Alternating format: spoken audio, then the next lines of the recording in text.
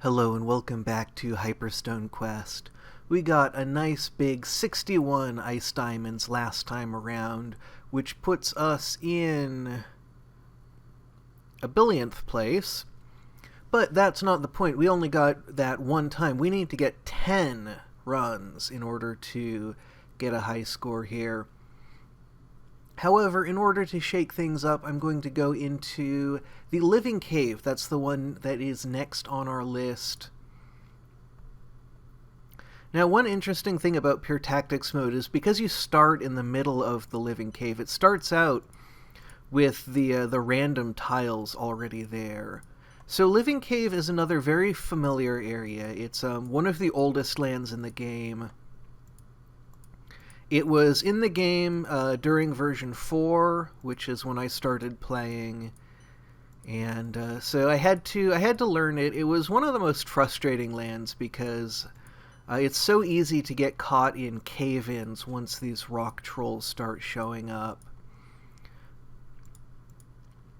And I've never been very good at it, for all of my practicing, and I have actually put some practice into playing this land because it's such a struggle for me, and I've never really gotten to a place where I felt super confident. So this is going to be a very different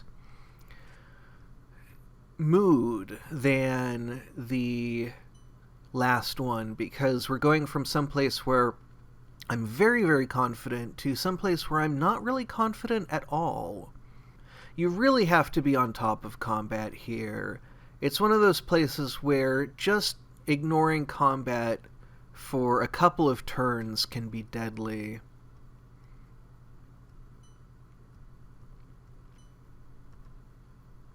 And so anytime I hear a troll spawn, I'm just going to wait for it. Unfortunately, that's not working out so well because...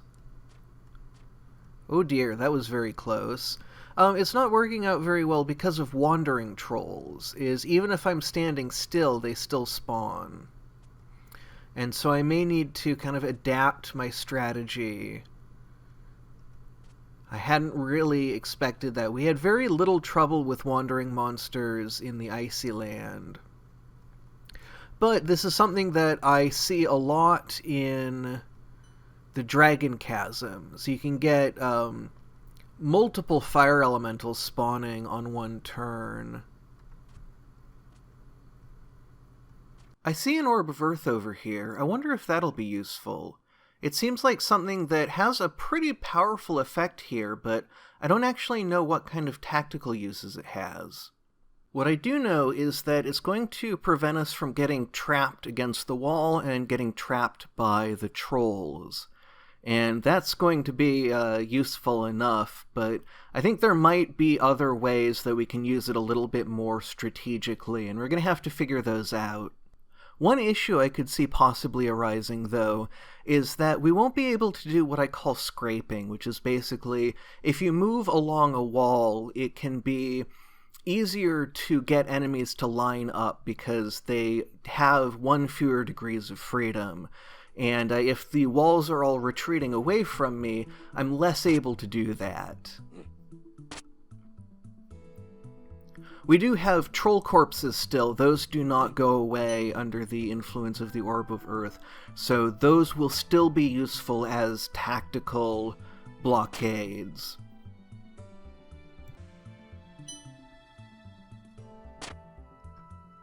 It's probably a little bit too much of a risk there.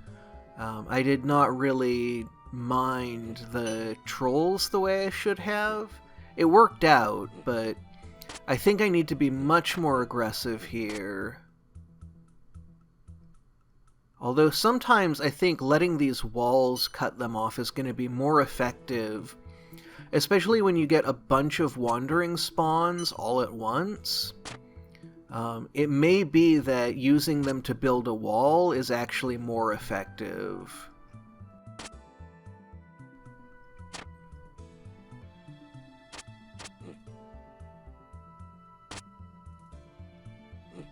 Oh, this is not good. Oh, that is game over. 43. That is not what I want to see.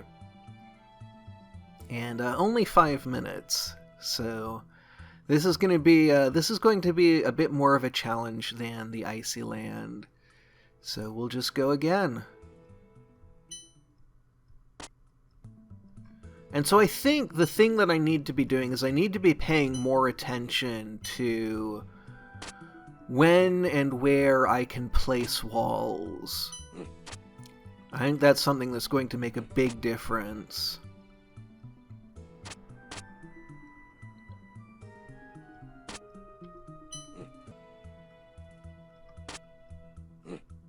Like there, I think I got out of that situation specifically because I created a wall. 46, 47, 48, 49, 50. There we go. That is the goal for today. Anything beyond this is gravy. And what we'll need to work on in the future is consistency. And I think there's a certain amount of strategic planning that actually needs to go into effect here of, you know, how am I going to manipulate walls? Boy, there sure are a lot of seeps. Now, I have not really looked at, you know, whether or not the golem is at all useful. My main fear is that it will kill a troll that I really don't want it to kill and end up trapping me somehow. So I hope that doesn't happen, but actually it looks like he's already trapped himself. So I guess that's the end of that experiment. Oh, this is not good. Yeah, that's game over. 63, not bad. I think that's where I'm going to leave it for today. I know that this was a bit of a shorter episode, but it was kind of a shorter run, and also just kind of things have been a little bit weird recently. So I want to say thank you to the folks on Patreon who have been supporting me. And also thank you to everyone who watches, likes, subscribes. It all makes a big difference. Your encouragement means a lot to me. So, until next time, thank you very much for watching, and have a great rest of your day.